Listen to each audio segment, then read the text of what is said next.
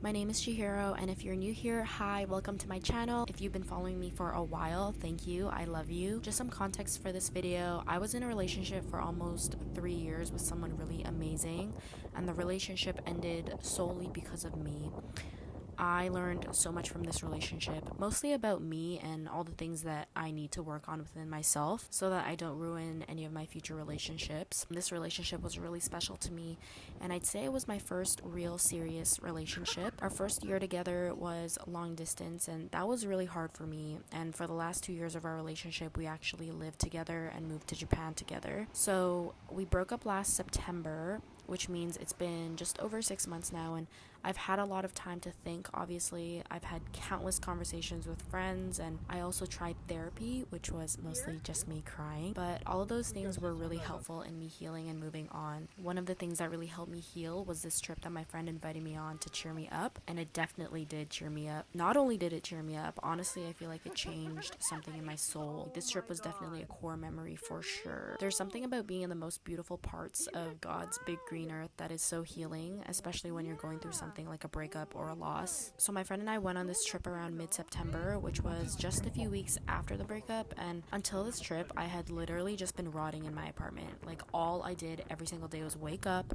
cry my eyes out, and just think, which would lead to even more crying. I was sleeping extremely late. I'm talking 6 or 7 a.m. every day was when I'd finally close my eyes to sleep. I was hardly eating because I literally had zero appetite. As dramatic as it sounds, I feel like I stopped having an appetite for life. Like, I was just so sad because I knew that this breakup was my own doing. But anyways, this island healed so many parts of me that I didn't even know needed healing. The first day I landed, it was a bit cloudy, but the rest of my trip was just all sun and blue skies, and I honestly feel like someone up there had cleared the clouds for me because they knew how much I needed this. This island was so beautiful, and I think part of how it healed me was that I had no time to dwell on my despair because I was so shook to my core at how beautiful Earth was and how beautiful my life could be still. I just constantly felt like, wow, the Earth is so beautiful, the world is so beautiful, and my life can still be so beautiful. I had spent so much time being negative, just feeling so much regret,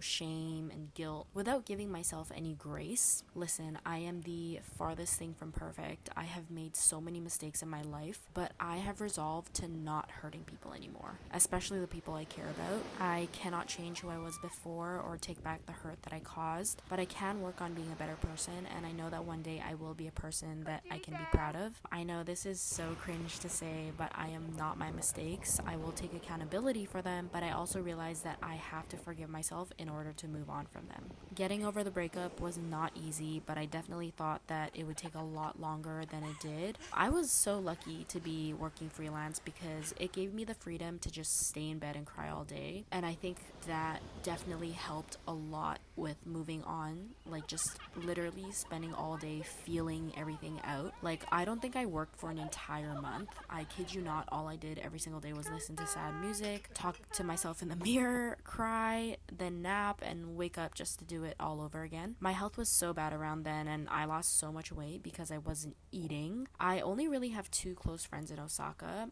where I was staying at the time, but those two friends made time to see me and spend time with me, and that helped me a lot. I love them to death. But yeah, I talk about the situation and then cry, but then we just hang out, and for a moment I would actually stop thinking about how sad I was. Even my friends who were just visiting Osaka would come and spend time with me to cheer me up. One of my best friends let me stay with her for an entire 2 weeks while my ex and I sorted our apartment. My friends definitely played the biggest part in me feeling better. So I think my advice for any of you who are going through a breakup as well is to remember that there are people who love you. You have to trust that your friends will be there for you, that they will listen to you, and that they too will forgive you. I think for a long time I struggled with opening up about my relationship because I thought my friends would leave me or they would judge me, and that made me feel really alone. But I decided to trust that these are people who love me and want to be there for me, that they will accept me despite the things that I've done.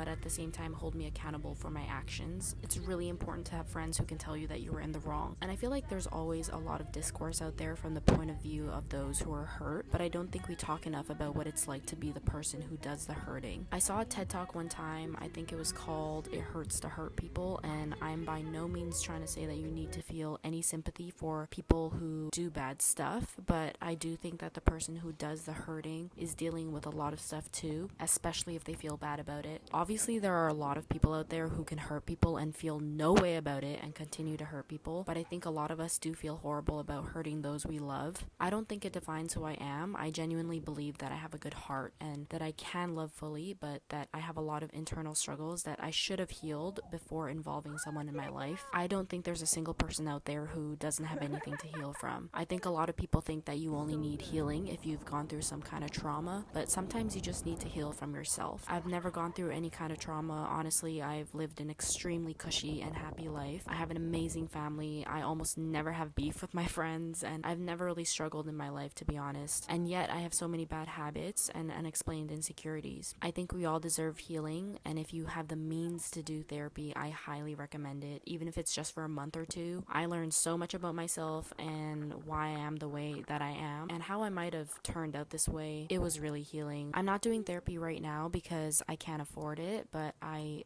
seriously believe everyone should try therapy at least once. I also read this book that my friend recommended to me called Untamed by Glennon Doyle, and that book is therapy itself. So if you can't afford therapy, just read this book instead, because holy shit was it healing. I have never read a book that has made me cry like that. There are 2 pages in that book specifically that had me uncontrollably bawling my eyes out, and I won't read the quote because I want you guys to read the book, but she basically says that if you've never felt pain in your life, you haven't lived a life, because there is so much beauty in pain. Being able to feel passionately is what makes us human. Like, if you've never felt pain in your life, it means you've never cared about or felt so strongly about anything ever. But to feel pain means that you have had the privilege of caring about something so deeply, that you've had the privilege of having something so meaningful to you, something that you are so passionate about that to lose it is devastating. If you think about it, I realize some people go their entire lives without feeling that way about anything. Like, some people go their entire lives without meeting someone who it hurts to lose. And I don't know about you, but I'm so grateful to have had the privilege to have loved someone and be loved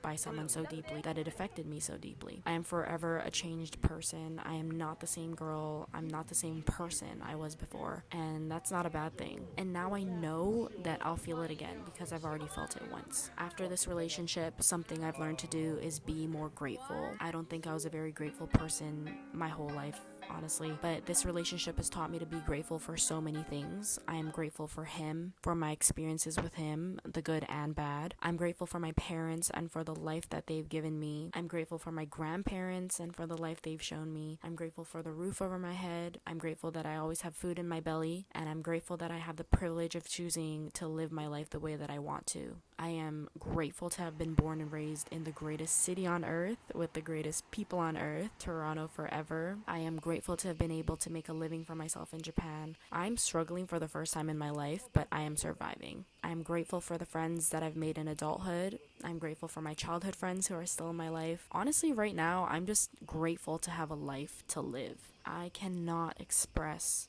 how grateful I am to all of my friends for spending their time listening to me cry and talk about the situation over and over and over again. My friends have spent time with me on the phone, in person. They've opened up their home to me. Like, I have some real ones by my side, and I feel so lucky to have made such a solid foundation in a country that isn't even my home. Like, they really do make it feel like home, and I love them beyond words. I thought this was something I would not get over, but I did. If you are going through a breakup or are still healing from a breakup, start by forgiving yourself. Life really does go on, and I promise it gets better, but you need to forgive yourself first. I love myself so much, and I love my life so much, and I will continue to live my life in a way that I can look back on and be proud of, and I hope you guys will join me on this journey. Thanks for watching this voiceover vlog. I love you all, and hopefully I'll see you in the next video. Bye!